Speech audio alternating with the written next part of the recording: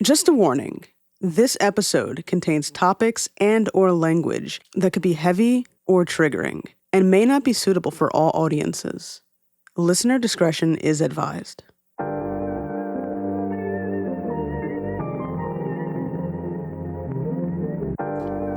Hey everybody, I'm Zoe. And I'm Chandi. And this is Bound by the Cloak. When most people think about strippers, they probably picture dimly lit clubs, neon lights, and someone dramatically swinging around a pole to a 90s R&B song. There's so much more to the industry than just dollar bills and dance moves. Strippers are skilled performers, athletes, and probably better at balancing a budget than half of us. From workplace safety to fair wages, strippers face unique challenges that most people never think about. That's why today we're talking to NatsHoney, an industry veteran, organizer, and fierce advocate with Strippers United, where she's leading the fight for better wages, safer workplaces, and labor protections for dancers.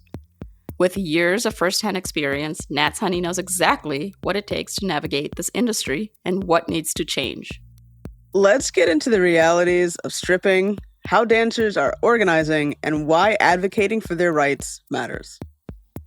Hi, NatsHoney. Welcome. We're super excited to have you on the show today. Thank you for having me. I'm excited to be here. So just to start, tell us a little about yourself. My name is NatsHoney. I don't know how many years I've been at this, but people describe me as a stripper veteran. They also describe me as an advocate. They say I work in activism, and they call me a leader. But what do you see yourself as? What do I see myself as? Wow, that's a really good question. I also see myself as a leader. I also see myself as, I guess, a relentless warrior. I also see myself as a very analytical friend, I guess I can say. Like, that's how I would describe myself. Like, I like to analyze things, but I also like to look at it from all perspectives so that everybody can feel included. So I think those traits make me a really good leader within the community. And I think I'm a really good mom because I put my kids' happiness above everything. I guess what drew you to the stripping industry in the first place, and what has kept you in it? The initial thing that drew me in when I began my career in the early 2000s was the financial stability I needed from it. I think at that time I was losing a house that my dad and my uncle or cousin rather had purchased, and I fell on really hard times. I had previously worked for an escorting service, and it just didn't pan out the way that I was hoping that it would. A friend of mine who I actually trained in the field of lap dancing and stuff like that for the escort service that we worked with had moved on to the strip clubs and suggested that I also try it out and give it a shot. And I did. I went to the Frisky Kitty, and my life has not been the same since. And what keeps me going, what keeps me in this industry, my commitment to it being better than when I arrived. I have a really strong commitment to not leave the industry in the same state that I entered it in. I don't like the things that go on behind the scenes. I don't like how dancers are treated. I understand that primarily we were making money based off of our body, youth, our spirit. And I think that those things are extremely valuable, sometimes not even being able to place a value on them. So therefore, I think we should be compensated at the highest level. You're involved with this organization, which is one of its kind, Strippers United. So tell us about Strippers United and what do you all do? Well, I'm actually involved in several different stripper organizations. Strippers United is a labor-focused organization based around sex workers' rights, mainly stripper rights in the workplace. As we move into the digital realm, we are also trying to make sure that we are aware of the digital aspects of working within our industry. So whether that's consumer policy laws that are being passed that affect us in terms of being content creators, or actually consumers of our peers' content and what websites are doing with our data. So that's Strippers United. We also raise money in order to give back to the community as a whole. We do mutual aid project. We have a fundraiser right now for Black sex workers strippers that are affected by the Eaton fires out here in Los Angeles that happened in January. And we're doing that together with the Black Sex Worker Collective, who are based out of Berlin, but have international posts all over the world. So we also work with other orgs to bring financial stability, help, and assistance to dancers. We provide legal clinics. We let people know what their rights are. That's what Strippers United does. Also, co-coordinator at Stripper Co-op. I also lead the committee for club location and planning. I'm also an organizer within the Stripper Co-op, and the Stripper Co-op is a diverse group of dancers that have came together. Our tagline is to seize the means of seduction, and our mission is to obtain our own strip club. And the thing that really galvanizes us together is that we're working underneath the co-op worker model. So we are all owners. We all take ownership in it. We all work at the all the shows, or when we actually have a facility, we'll all be working at the facility as well. So that's Stripper Co-op. And then I am also, let's say, a liaison for Yes, a Stripper podcast. And they're actually starting up a new leg for their nonprofit part where we're going to help veterans with consultations and things like that, just trying to make sure that veterans getting us paid in various avenues, in addition to bringing awareness to stripper stories and things like that via the medium of podcasting. And then I'm also the director of Artistplex, which is my own little baby. And that is a stripper networking brick and mortar location. We don't have our location just yet, but in the midst of me bouncing around everything, I'm also working on that. You have a lot going on. It's interesting because at one point in my life, and a friend actually had to remind me of this, I said, oh, you know what? Honestly, I'd be really happy if just everything in my life revolved around strippers, everything. And here I am. I think I made that statement 2018, 2017, something like that, I think my friend said. And here I am now kind of walking that path and living that life. And I'm very honored, actually. Yeah, it's awesome. Thank you. So stripping can be a powerful form of self-expression. How do you feel when you're performing? There is no expression, there is no adjective that I can use to describe how I feel when I'm on stage. The entire world is gone, and it is only me, that stage, and the audience. And it is the ultimate place where I can connect with other humans. It is where I bare my spirit, bare my soul, matching it with beats, drums, all kind of music sounds, and looking into customers' eyes and drawing them in closer and loving the appreciation. It's a swarm of things. It truly is for me. I guess you can call it my happy place. Although me, music, and a pole with or without an audience is my happy place. But I guess it's just a real benefit or a real plus when you throw an audience in the mix. And they're throwing dollars, and I'm feeling the appreciation and the love, and they're jamming to the music. Yeah, it's beautiful.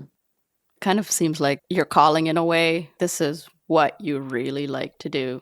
Definitely feel like I walk in my purpose. My hope is for everyone on this planet to walk in their purpose. Because although I may not make the amount of money that I've previously made in like the cannabis industry, or even the money that I made previously stripping, this is the lowest I've made in terms of income brackets in quite some time. And there's nothing else that I would rather do. So I really, really, really would like everyone to walk in their purpose. I think it's the ultimate connection of humanity. And I think that it can bring a lot of peace on the planet if we were all able to do that.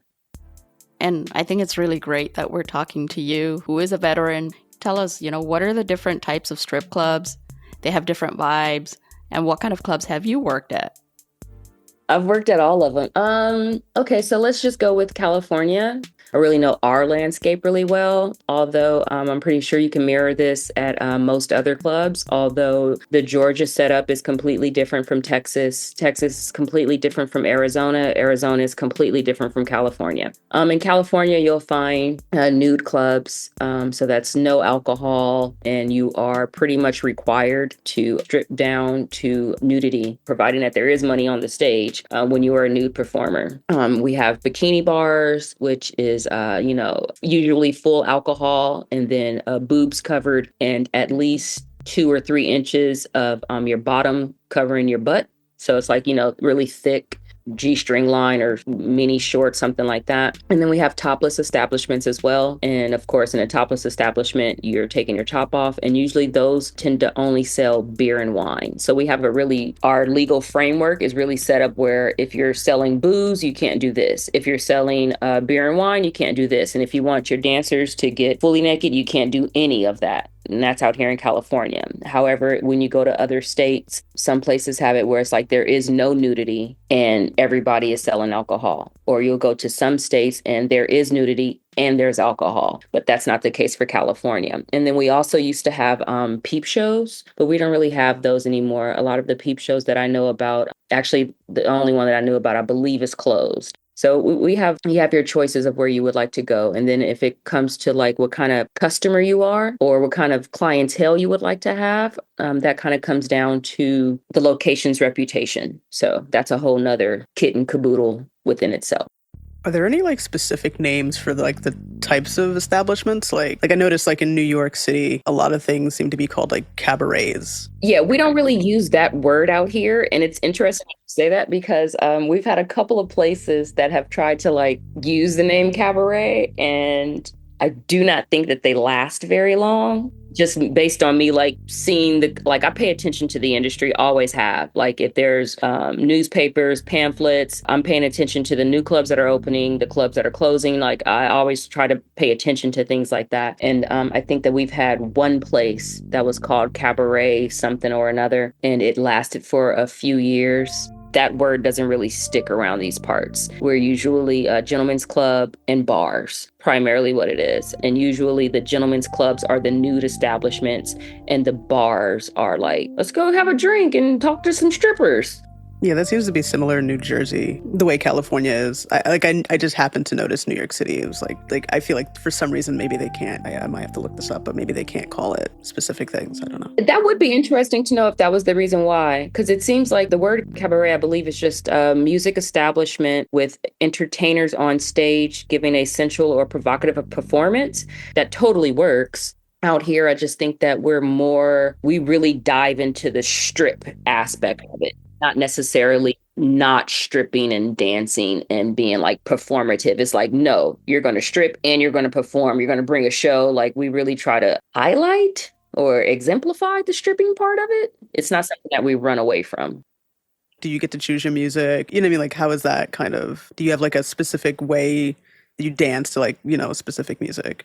I would say it depends on your location. It depends on the night. Primarily, we usually choose our own music. It also depends on whether or not you're working with a DJ. If you're working with a DJ, he can have a playlist for you and it has a bunch of the tracks that you really like. And if he has to throw you up because the other dancer that was before you is now doing a lap dance in the back, so you have to go on stage now, they can just say your name, pull from the list, and then you go. So it's like your selection, but it was also selected by the DJ. And then we also have situations in which where we have jukeboxes. I call them jukeboxes because that's what they were called when we have to put like quarters and stuff in it. Now it's like really digital. So digital jukeboxes. We go in and, we have credits and we pick our own music and then we go up on stage and we perform. That's two of the ways. And then we also have establishments that are just so busy or kind of like cater to one particular clientele. So they'll have an established playlist and then dancers will pick from that established playlist. However, I believe those places are not really in existence. And for the most part, most strippers are really kind of into the artistry of their dance and they're choosing their costume, their music, everything from beginning to end. You have a favorite song? No. Okay, I'll tell you this. My first song that I danced to on stage was Super Vixen by Garbage. I danced to everything, honestly. Like I've danced to Too Short, I danced to Garth Brooks, I danced to 9 Inch Nails, I was dancing to MIA when MIA first came out, hardcore, Dizzy Rascal. I've always been told that people enjoy my music. I take a lot of pride in just not believing in genres or any of that. Like if I vibe with it, I like to just bring that energy. I can't have a favorite song. There's no way. But I love the shit out of music. I truly, truly do. Jazz, rock. It doesn't matter. Marilyn Manson. Oh, I love Marilyn Manson. No, I do have like almost every album. For sure. Yeah. Nice. What are some of the biggest misconceptions that you've heard over the years that you just want to bust about strippers?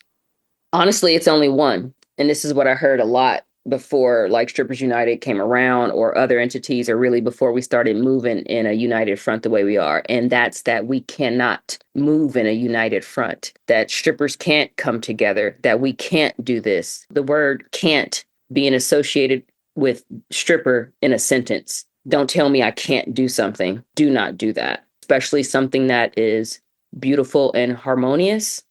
No, that doesn't fly. So I think that that's that we can't come together. We can never change our industry because we can't work together. We would never trust each other. I just any of that. No, I frown at all of it. Frowny face. Chandi, question for you. Are there any misconceptions that you've heard yourself? Like just in media and all of that, what I've seen the most is kind of actually related to what you said, NatsHoney, in that there's a competitive nature among strippers, that they're all competing for the same resources, the same clients, and that they kind of like backstab each other. I think that's related to humanity. Honestly, I would say, humans have a tendency to do that. We have a tendency to be competitive with one another, especially if we're in the same industry.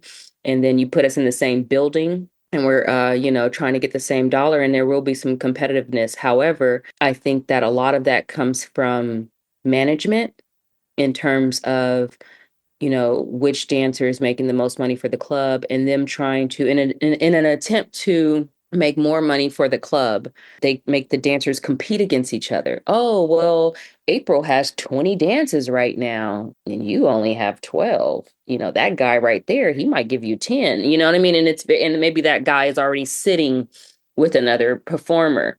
So yeah, that's definitely a misconception, but there is some truth to that, I would say. There's some truth to it. It's not the total truth, but there is truth to it. And I think that really just comes down to the fact that, we're human, and it is a competitive environment because it is a work environment. You have that, I think you have that kind of standard no matter what industry you're in. People are competitive when it comes to work. But I think that when it comes to strippers, give us space to care for one another, and we're more compassionate and caring to each other than we are competitive. However, if we are pushed to be competitive, we will be, because we do strive to win. Like, we're there for financial gain, not necessarily to make friends. And that's why most people go to work, right? Another one I've heard is with stripping, like you really, in terms of like other sex work, it really is kind of like towards the top of the pyramid, in that you need a lot of talent and a lot of skill, that it's hard to get into the industry. Strong disagree. It's not that you need a lot of talent and skill to get in. I think you need the willingness to want to make a dollar to get in. We're all newbies when we come in. And I think that it's the talent and experience and a determination that keeps you there, not necessarily that is what gets you in. How do strippers get paid? Is it, just tips? Is there like a rate or like a wage? Now that's a very interesting topic right now, because one of the things that Strippers United is working for is fair wage practices, and basically we're fighting unfair wage practices. Let's just start with the state of California, and let's start with the fact that when I came into this industry in the early 2000s, clubs were paying their dancers by the hour. They had a paycheck. It was based on minimum wage, but it was scheduled, and they were paid for their hours that they showed up and that they worked on the floor. That has since dialed away, I would say. And I think a lot of clubs out here, I think I was able to see it because of the time window that I came in. A lot of clubs did away with it because maybe a dancer wasn't showing up for a shift, so it's like, well, now we got to make sure we don't pay her for it. Or maybe dancers were showing up late, and it just became too much for them to keep up. So it was just like, they just let it kind of like fizzle out. And even when I came on, it was only, I think I remember, let's say I remember 3 clubs doing it at the time that I came on. And that's based out of 20, let's say, that were still paying their dancers hourly. And now today we have a situation in which where dancers are working on what is billed as like a credit system, or I don't know how you would describe it, but basically you have to earn X amount of dollars in order to actually be compensated more hourly. So I show up to a club and they're like, okay, well, it'll be $250 for you to start. And that's like what you're starting at. So you start in the negative of 250. And then my first 10 dances go towards that 250. But that 250 is what they're calling my hourly pay and payroll taxes.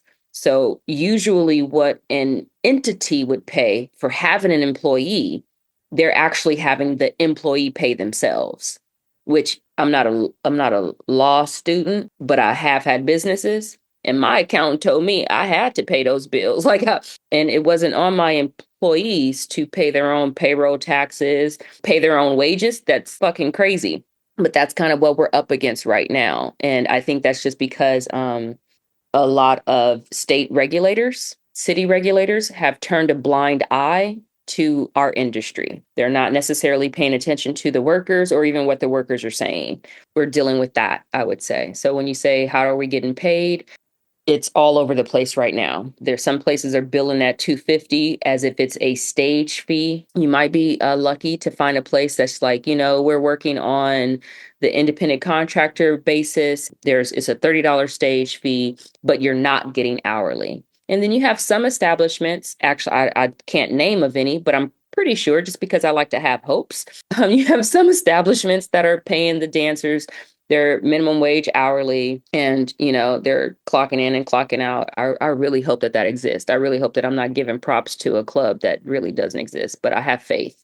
I have faith that somebody out there is actually paying their dancers the way that they're supposed to, because according to AB5, you cannot function the business without us, so therefore we must be paid to be there.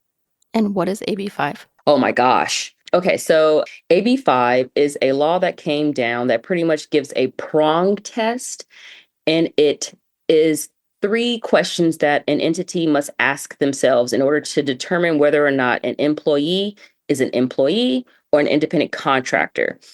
I can't remember all 3 of them, but I know the one that really affects dancers is whether or not the business can actually sustain itself without the worker that they're referring to.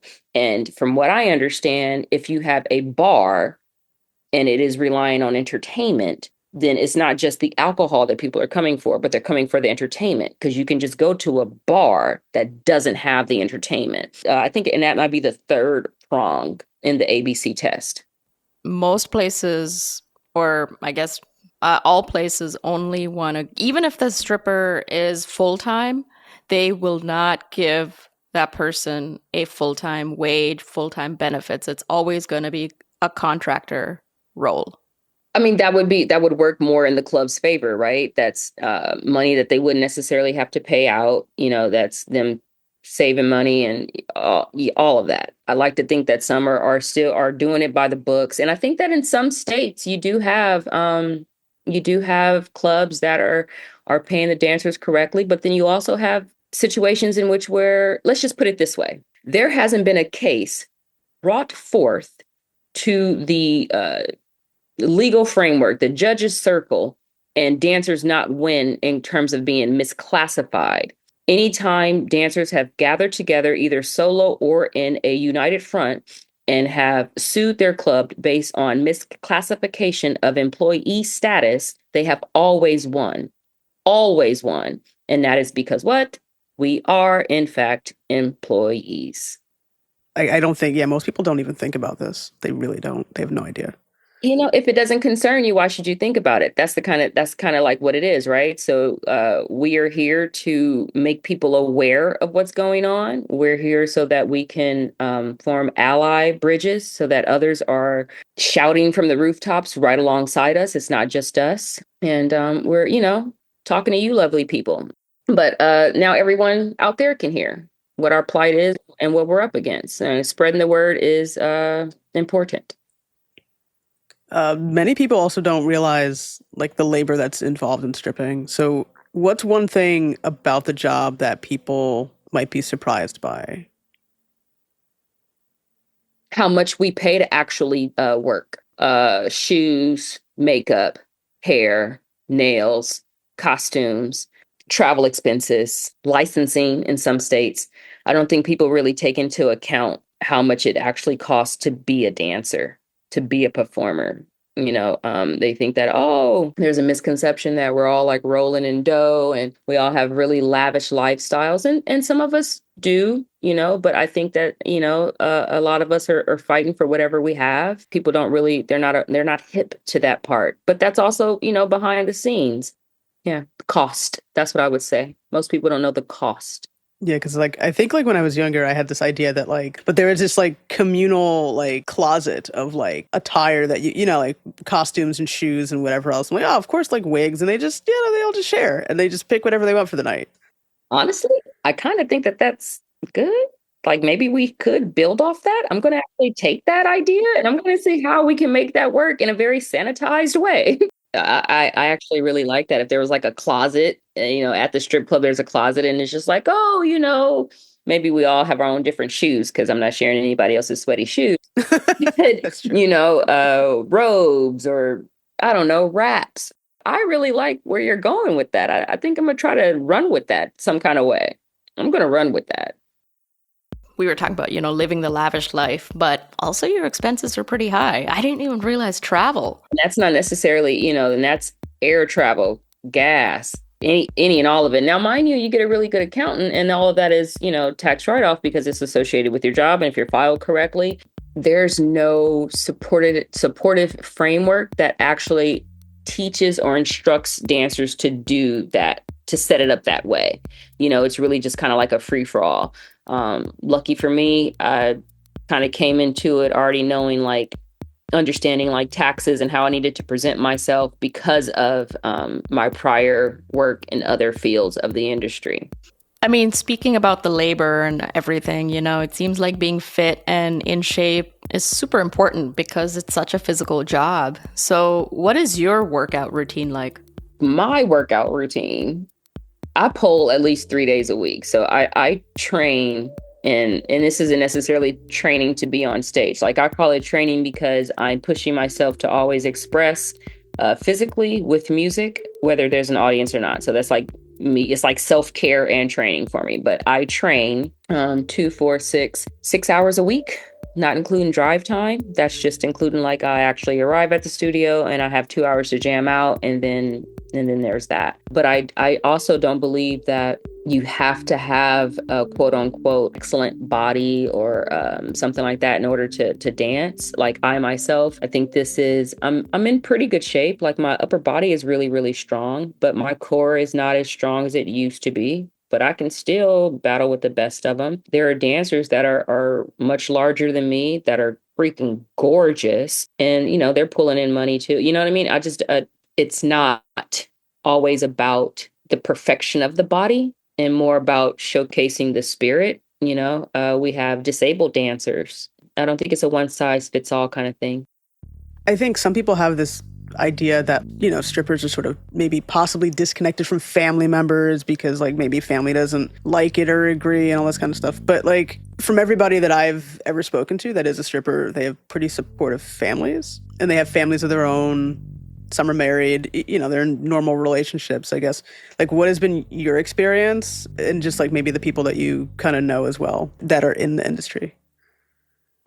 Most people I know have some sort of relationship with their family. Now, whether or not it is a troubled relationship really determines on factors like what happened to that individual as they were growing up, religious factors, and that's also akin to how they're growing up, and then also distance. Are they close to their family or did they come out west to pursue a better life in hopes of making it in Hollywood? And, now they haven't talked to their family in 6 months. You know what I mean? There's that. Me personally, my family is a very good support system, I would say. I've also made it very clear from jump. I know who I am. This is what it is. And I really think that one of the reasons why I view it the way that I view it in terms of being supportive of anybody who wants to be a dancer and thinking that there's nothing wrong with the actual occupation is because of the support that I've had from my family. And my brothers and sisters, maybe they wanted their older sister to do something else, but they also understood that And now they're grown. But when I was dancing in a club in the early 2000s, they were younger, and we wanted to do things. How come they couldn't be kids at Magic Mountain? How come they couldn't have shoes? Like it just, I was using the resources that I had to provide for them. And I think that when it comes to dancers and their families, if we are using our funds to also support our family, they can't help but to be like, I wouldn't be able to do this if they weren't able to help me this way. I know dancers that have put cousins and siblings through college. If you're a family member out there and you have a family member that is a stripper, by all means, be supportive of them, send them love, send them appreciation, let them know that you care about them, because it really can make a difference in terms of how we feel, what we're battling, and what we can do. Yeah, I mean, everybody's family situation and everybody's life is different. Everybody comes from different backgrounds, so there's no one, I guess, real way to feel about it. You know what I mean? Everybody, it's different for everybody. Yeah, it's totally different for everybody, and people can have their opinions, like perhaps you don't think that showing my tatas is what I should be doing, and you feel like I should be, I don't know, reading a book somewhere. But little do you know, I'm showing my tatas and reading a book. How about that? You know what I mean? So, and I'm pretty sure if my family was more religious than they are, perhaps they would feel some kind of way, but that's not a hill that I've really had to pursue with them. Also, because I've made it clear about how I feel about religion, and that was before I became a dancer. What are some of the most pressing labor rights issues facing dancers and strippers today that you think? Well, definitely, I think wage theft is right up at the top of that list. I think the crew that stands behind me would want that to be number one. So I'm going to go ahead and say wage theft is number one. That is a priority concern. And then after that, we have things like sexual assault, sexual harassment, mismanagement in clubs and things like that, or manipulation tactics. Yeah. And all of that, I mean, all of that is a really big umbrella. And maybe the sexual harassment and the sexual abuse, I don't know if that falls underneath labor, but it is a problem that we have. There was an instance when Strippers United first was around, when we were actually referred to as Soldiers of Pole. There was a big thing that happened out here in the LA area. So this was probably like 2017, I think.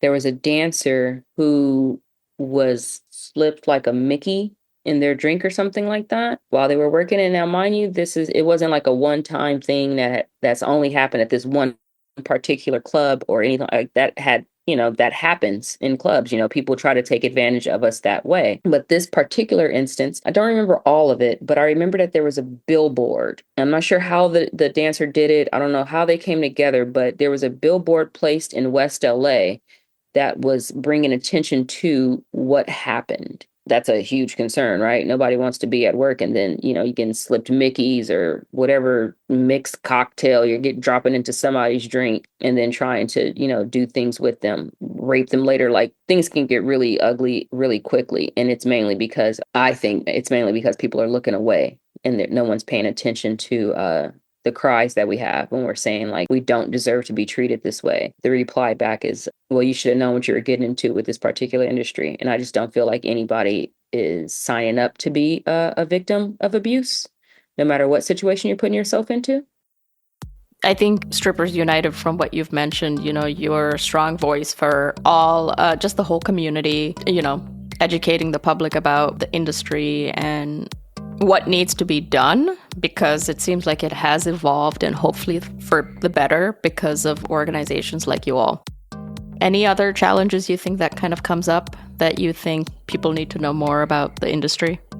Challenges, not for the people on the outside of us. Internally, as strippers, we face our own challenges in coming together. And I think that's some of those challenges is what we have to be aware of. Like we have to be very cautious of racism. Our industry has really used racism as a pedestal to divide and conquer us. And I think that as we come together in community, we have to make sure that we are paying attention to not actually practicing tactics in which where racism is involved, especially if it's on a knowing level or even unknowing. We have to be very, very conscious of racist behavior and tactics used to separate us. Is it like just broadly across the industry, or is it like, while you're working, something happens? Like, Okay, so there's a lot of different examples that I can give you of racist tactics that have been used in the industry throughout the years. And I think some clubs have moved on from some of these tactics, but there is a basis in which where they've been using them prior to. One of which can't play rap music, because rap music brings a certain kind of crowd. So that's one thing right there. When you say you can't play rap music, really, you're just saying that you're not welcoming Black people. That's exactly what that was. But that really doesn't really fly these days because hip hop is as popular as it is, and it actually generates crowds, and it's a spending crowd because it's actually ingrained in part of the culture. One of the other things that we have is the elevation of the white Barbie, I would say.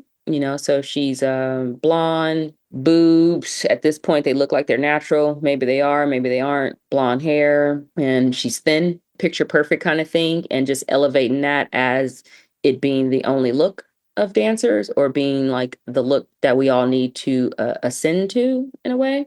And then also, I've seen this firsthand, not allowing Black dancers to work on certain shifts. That was a case at my original club, and I didn't like it, spoke up against it, and we were able to change that. And that was like a real small change, but it did prove that if people speak up on behalf of other dancers, we actually can sway management. So those are just some of the ways that they use racism to kind of like divide us and conquer us throughout the years. Yeah, they would also do things like, and this is again coming from California experience, although I've heard stories about it being relatable all over the country. Only like two dancers of color can work on a shift. Now, maybe that two dancers of the BIPOC, or it's two Black dancers, and kind of would vary from club to club, but they would have a limit on people of color and how many could actually work at one time. This is an actual industry that makes a ton of fucking money all over the world, and this is what we're faced with. I mean, I know like in New Jersey, obviously, depending on like the area in which the club is, you have like clubs that are mostly like Black dancers or like Black Hispanic dancers. And then you have like the clubs that are motorcycle places like that.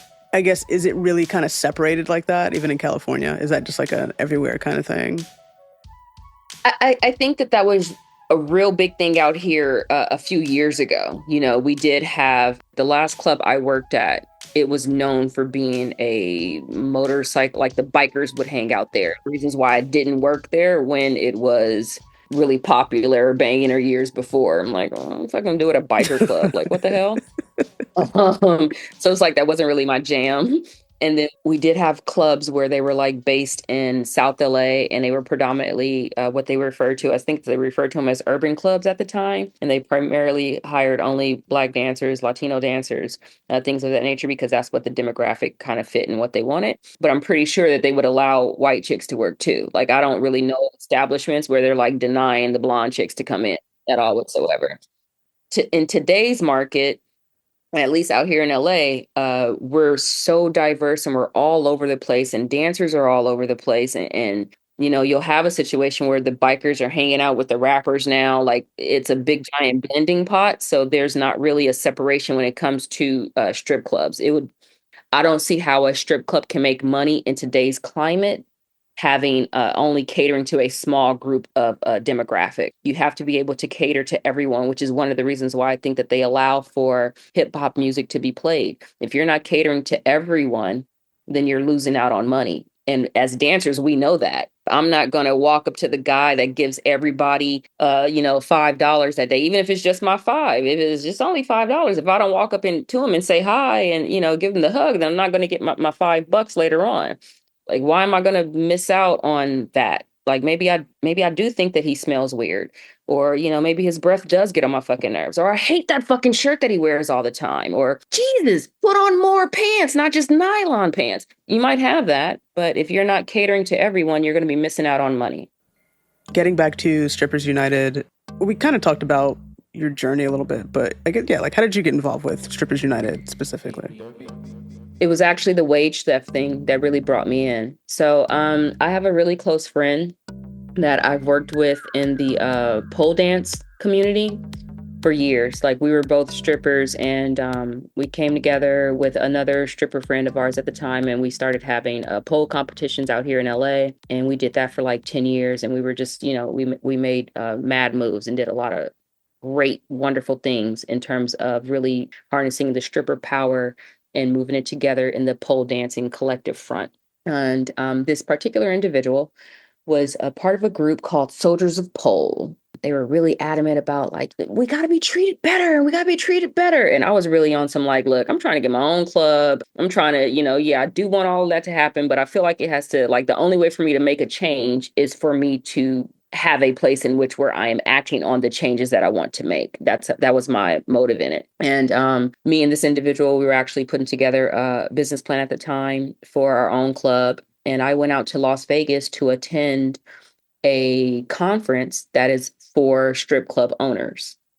And this conference has been going on for a very long time. And I was very, I was happy to be there. I was intrigued about what was going on. And of course, AB5 was all the uproar at the time, but I wasn't really hip to it. I was fine with being an independent contractor. I felt like that gave me more power as a person and as a performer. And at the convention, I witnessed a panel discussion between two of the biggest companies when it comes to strip clubs. The president of the companies, I think one had the vice president, one had the president on stage on the panel. They had their lawyers with them. And then they also had a payroll company up on stage. And they were determining how other states can be ahead of AB5 and how the current clubs were acting on it. And that's when the 250 kind of came out and like, oh, well, we're having them pay 250 and it covers the hourly pay. And the conversation was just so open, and it seemed like very encouraging to other clubs to follow suit. They were also like letting other clubs know, like, it's coming down your pathway. It's coming. These changes are coming, and this is how you can get ahead of it. And one of the statements that really bothered me was that somebody said, well, what about dancers that will lose? We might lose really talented dancers in terms of enacting, these new restrictions, laws, whatever. And the comeback was, yeah, you're going to lose some, but the ones that'll stay will be like your hardcore money makers. And I was just like, whoa, because that would be me. Like, I'm not really big on lap dancing. I'm really big on customer service. I'll make every patron in there feel like, they belong there. I'm happy that everybody's there, but I'm not necessarily trying to grind on everybody's lap. I'm trying to get the most money I can from stage. Like, my hustle is different than just trying to continuously maximize output via private dances. So their approach was immediately taking me off the plate, immediately. And I had a problem with that. And then I went back to my friend and I said, all right, so this is what you guys are talking about? Count me all the way in. Count me all the way in, whatever I have to do. And at that point, I started attending meetings, and we were very small. I think we only had like 3 or 4 members at that time. Maybe even, I think I might have been the third. Might have been the third. I think the fourth may have been a lawyer that we had who was only a law student at the time. Now they represent our legal team. They're a full-on lawyer, and we have a couple of lawyers underneath us now. But it was very small, and I had to attend like Saturday meetings, I remember. And like Saturday is like my day with my child. So I remember taking my child to our early meetings. So I'm like, I have to go. This is a sacrifice that I have to make. You're going to have to come with me. You're going to have to come see. Come on, mama got to go to work. It's just a meeting. You're going to look at it from a different angle. That's how I got into Soldiers of Pole. And that's why I got into it. I just felt like if the club owners could come together and try to figure out what they wanted to do to curb AB5. I felt like the dancers should come together to figure out how we can maximize the money that we need to make, keep our money, and not get shitted on in the process. And the only org that I knew that was talking about it at the time was Soldiers of Pole, now known as Strippers United. So I was with it. I said, you guys are talking about it. It matters to me. Well, you talked about the racism that happens in the industry, but what about other forms of discrimination like sexism, ageism, ableism, any other isms? I would say that if it's an ism, it exists. That's the only way I would be able to describe that. If it's an ism, it exists. Racism, it exists. Sexism, it exists. They all exist. And maybe it's because establishments feel like they have to uphold this perfect body view type. I'm not quite sure, but all of it exists. Ageism, that's a big thing. You know, you get aged out. Why? I don't understand, because usually you still have clients that want to come and see you and connect with you. So all of it. In terms of like the sexism, you know, just the gender, men in the industry, or trans people, if that's becoming more common. Definitely. So my experience, I feel like I've had one club in which where there was an individual who was trans that worked with us, just one. And I don't know if it was like known to the clientele or not. I don't think it was. I never really asked too many questions because it really didn't matter to me too much. And I'm not sure what the climate is today when you go into clubs, but I do see that there are trans communities that are having their own pop-up shows. Like if I'm seeing this mentality, if you're not going to build it for us, if you're not going to include us, then we will build our own. And then even when you have communities like Stripper Co-op and they're putting on shows, it's very trans inclusive. When you have entities like Strippers United and we're putting on shows, we're making sure that everyone is included. So you will see trans performers as well. You'll also see individuals who are biologically males who are straight performing at our shows. You know, there is no barrier. We all exist. So therefore we support everyone. But that's not necessarily, I don't think necessarily the clubs. I think the clubs are still trying to cater to the male perspective. Again, it goes back to taking everybody's money. Take everyone's money, not just the male perspective money. Like that's only one demographic if you're looking at it that way. Take everyone's money, and the clubs might be missing out on that. I've always heard, like, you know, I mean, the proper etiquette at a strip club. What happens when somebody might, like a patron might take it too far, you know, touch a girl when they're not really supposed to? Like what? A lot of things can happen. What usually happens is the dancer is not protected and the client is.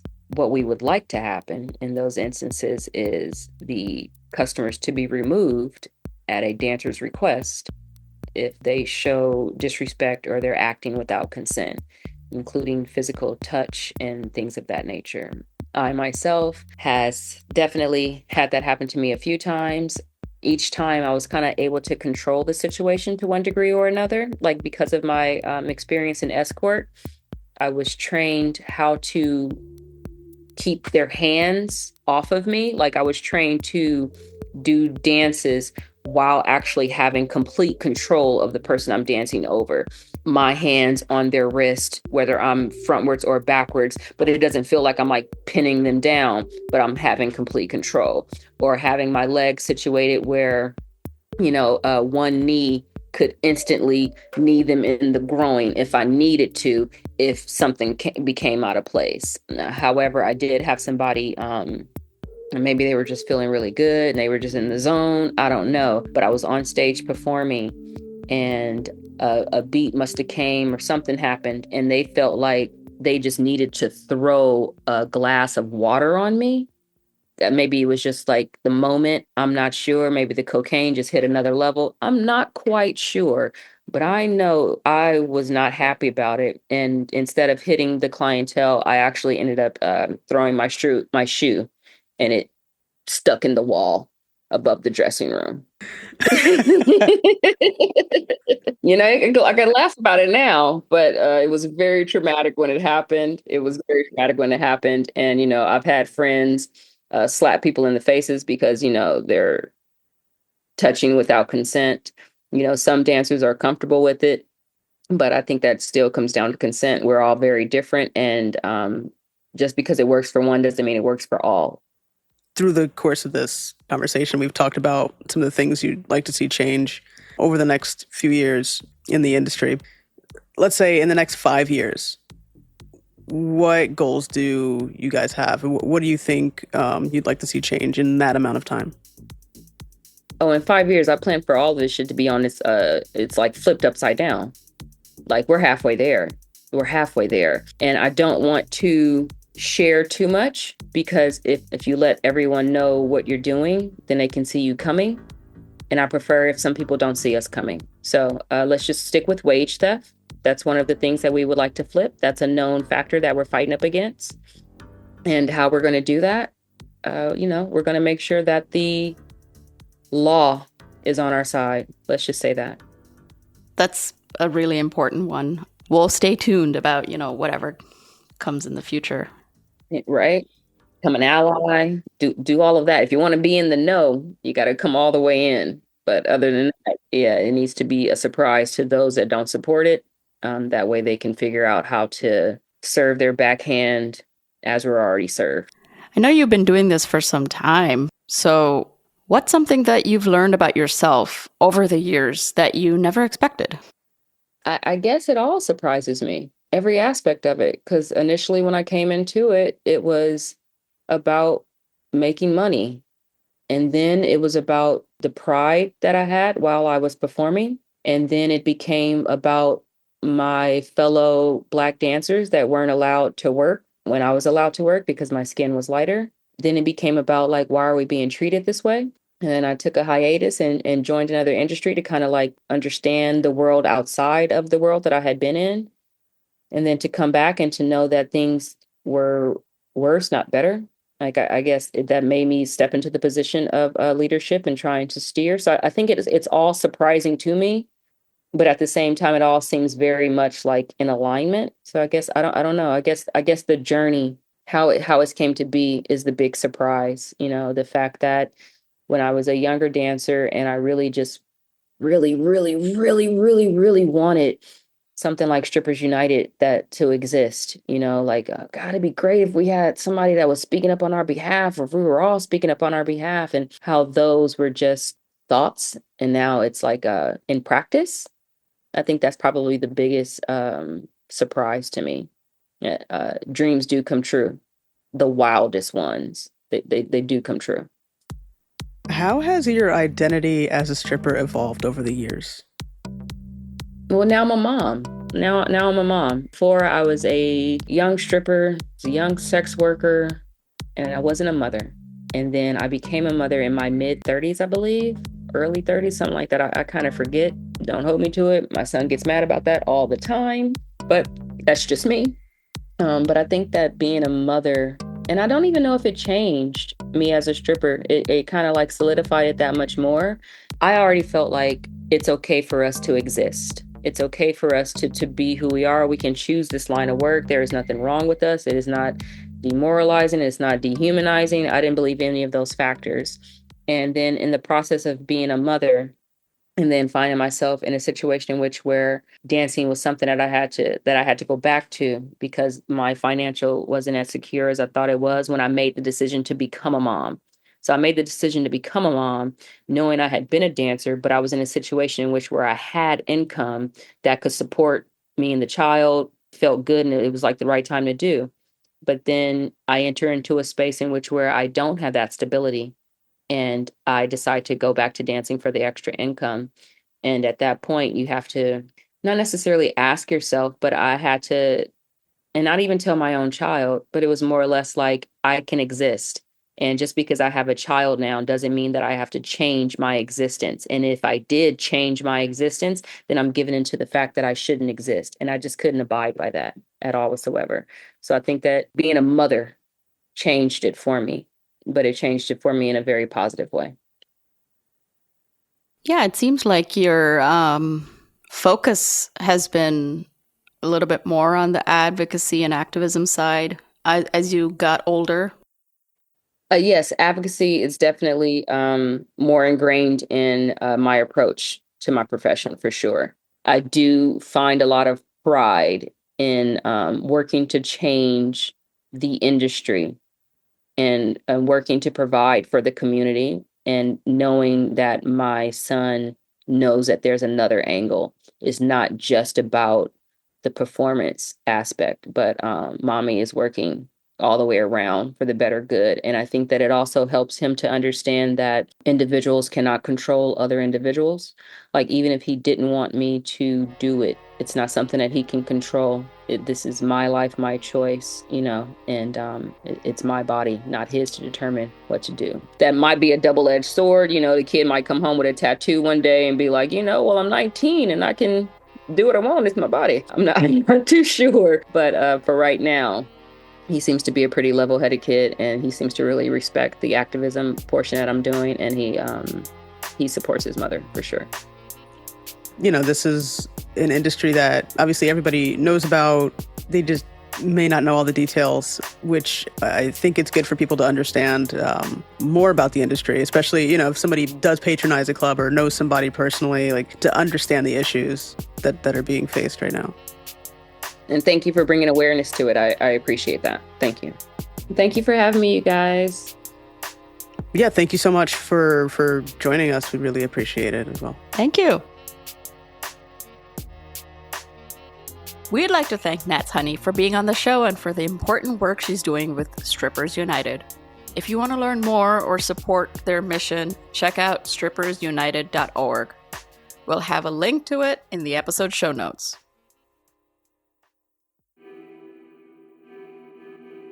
Well, that's going to do it for this episode of Bound by the Cloak. You can check us out on social media.